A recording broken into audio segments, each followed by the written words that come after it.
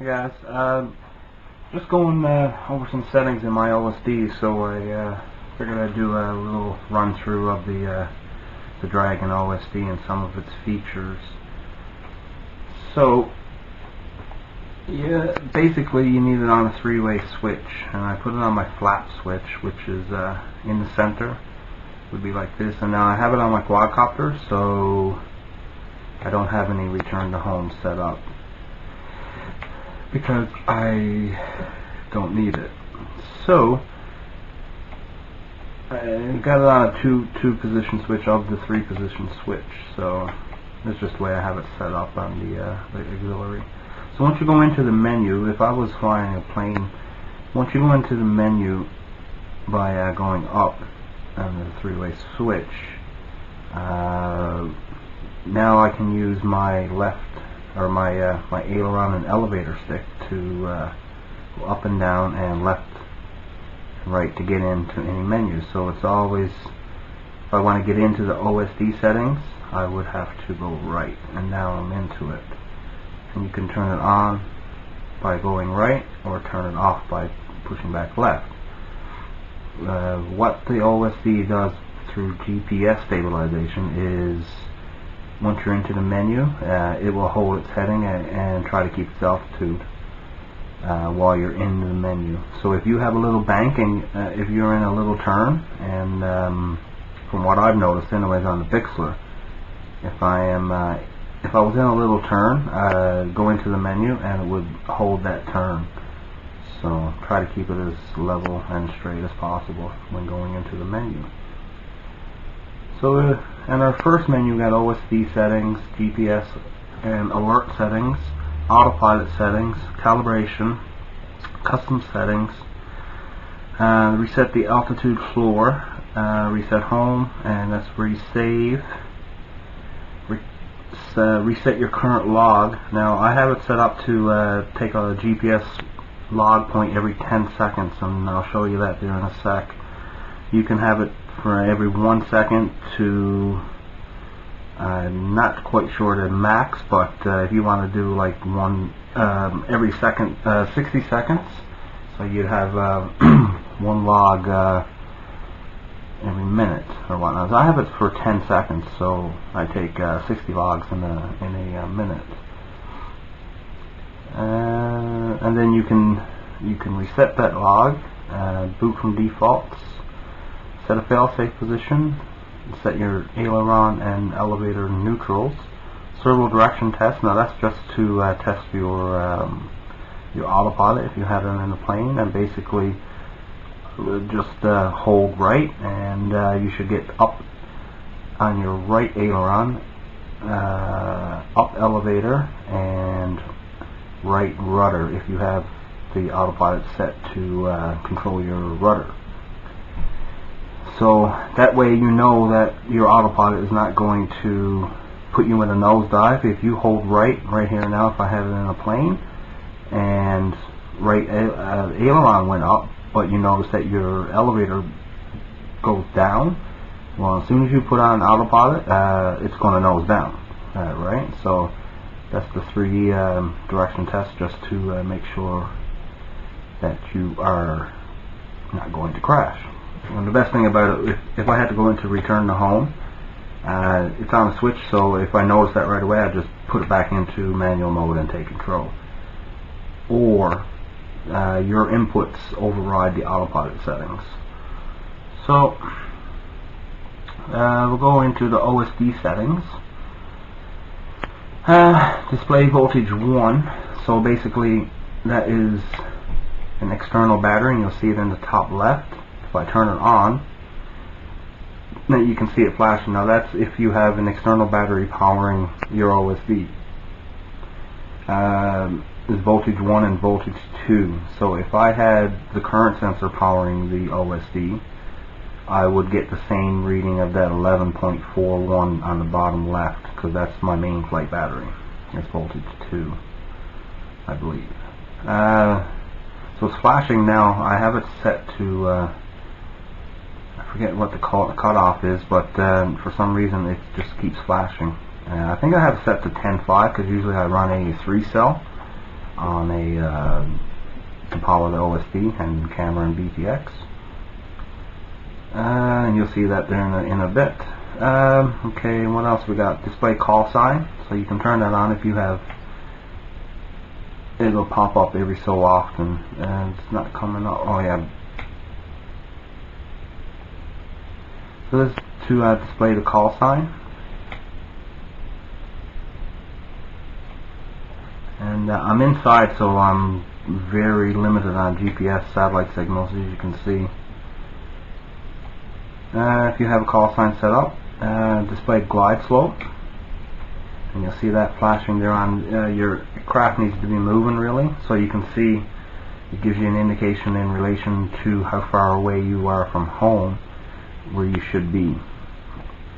And you can see the dot, if you can get it away there, you can see the dot being high. So if I was out far and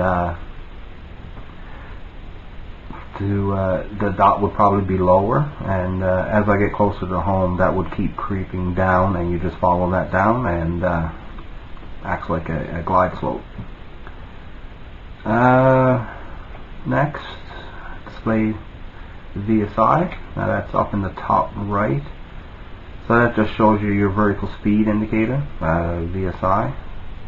So I'm not moving right now, it's kind of just going over the place, but it's basically just if you're, what kind of climb or descent rate you got on, what you got happening. Outside air temp, so you'll just see it as 63 Fahrenheit. Display aux temp, I haven't really messed with that, I just leave that off. Display time, and that's your total flight time. So as soon as you power up your GPS and get a lock, it'll start counting, and then you'll see that in the top left. So it's been 8 minutes. I would like to, if that would be a cool feature if you could reset that before you take off, because I may power up my OSD and let it boot up and everything and be chatting away, and it's not really accurate to your flying time because I could be sitting there for a few minutes or whatnot. So that would be pretty cool if you could reset the time before you take off. Display distance, so that would be down in your bottom right. So it's saying now it's 105 feet line of sight, but it's not very accurate because I haven't reset my home position.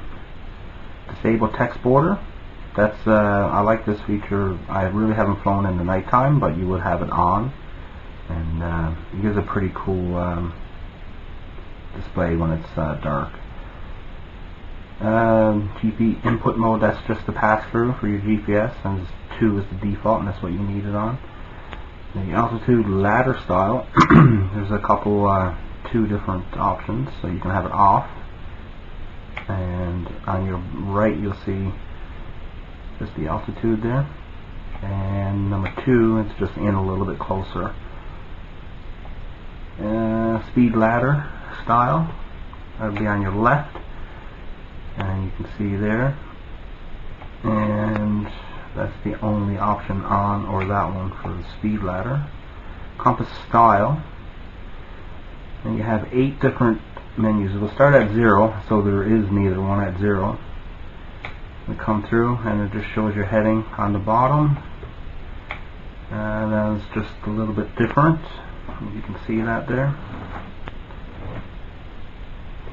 And there's 8 total, so I'll just run through them right quick. And now this one here I like, with just a little arrow at the bottom.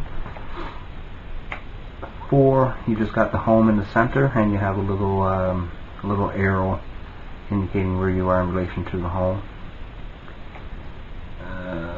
5 is on the bottom again, it's just a different style of heading. Compass. 6, it's still on the bottom, and it's a little bit different. And 7 is instead of a home, you have a circle and a little arrow. 8, you have home in the center plus the arrow, and plus the floating arrow on the bottom with the heading. So I like 3. I like that one. Just the arrow on the bottom is fine. Horizon style, I really haven't change much of these settings. There's nothing really changing here. There's something I'm missing with the Horizon style. I think it's on when you have a different OSD mode we'll get to. Flaps, spoiler type, you don't need that if you don't have it set up. Now the audio barometer, that's like you hear in a glider with the beats, and basically tell you if you are climbing or descending.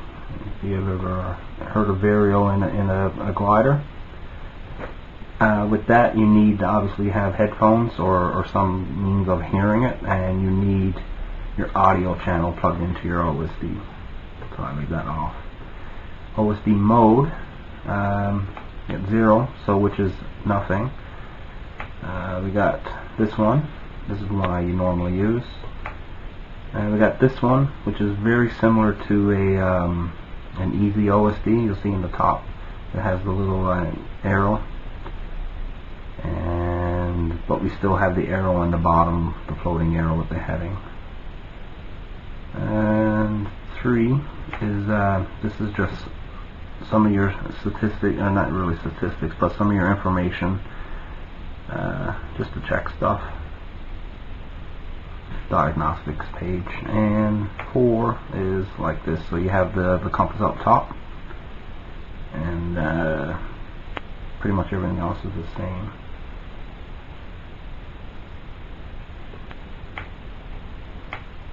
So I leave it on 1. I'm not going to save anything here now, because it happens instantaneously. Same thing with your autopilot settings, but if you reboot your power, it won't save. You have to come down and save to InProm. You just hold right for a couple seconds, and it'll come on and say saved. GPS and alert settings. So this is just how tight you want your GPS lock. 1.5 is default. The higher you go, the more inaccurate your GPS is going to be. So 1.5 is default. I like it like that. You could put the iPhone with 1.3. I think that's a little bit better. It seems like the plane tracks a little bit better towards you. Readouts. That is, I'm trying to remember what that is now. I think it's basically, let's see here, yeah, mini volt is either max 200, so basically I think 200 is basically when you have to be moving more than like 3 or 4 kilometers an hour, I think. In your top here, when you see your GPS coordinates, I think when it's 200 it'll be showing all the time, and if you turn it off it will hardly ever show. It'll just pop up. Glide slope, now I really haven't tweaked with that, but you can make some adjustments on how your glide slope works, so I really haven't bothered with that. Leave that default. Logging period, okay, that's the 10 seconds for the GPS. So you can go max 300 seconds, so that's 1 every 300 seconds. You can have 1 second, so 10 seconds I usually have that. Distance warning, so I just set it to a kilometer, 1,000 meters. So basically when you get out that distance, it will start flashing on the bottom on your line of sight.